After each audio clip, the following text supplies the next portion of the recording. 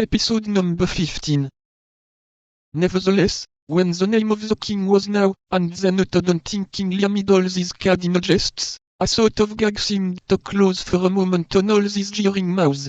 They looked hesitatingly around them, and appeared to doubt the thickness of the partition between them and the office of M. de Treville.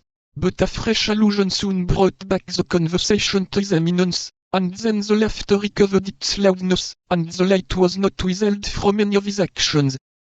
"Such, these fellows will all either be imprisoned, or hanged," thought the terrified D'Artagnan, "and I, no doubt, with them, for from the moment I have either listened to, or heard them, I shall be held as an accomplice. What would my good father say, who so strongly pointed out to me the respect due to the cardinal, if he knew I was in the society of such pagans?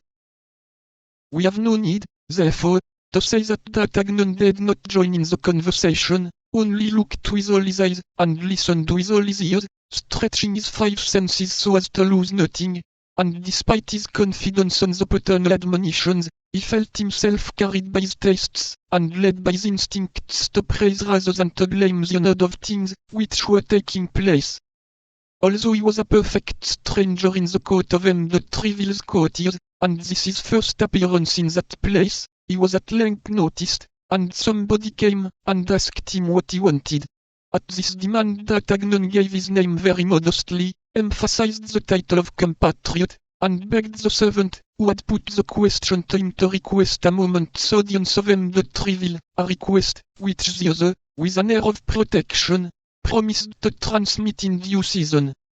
D'Artagnan, a little recovered from his first surprise, had now leisure to study costumes and physiognomy. The center of the most animated group was a musketeer of great height and haughty countenance, dressed in a costume so peculiar as to attract general attention.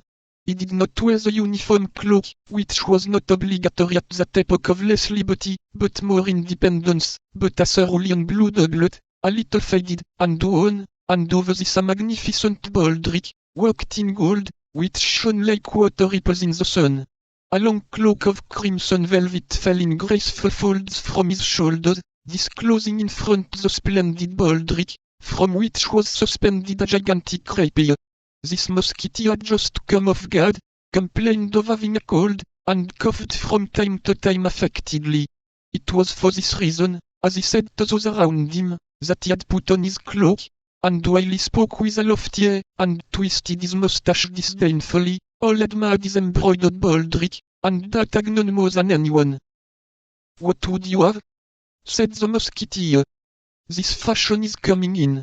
It is a folly, I admit, but still it is the fashion. Besides, one must lay out one's inheritance somehow."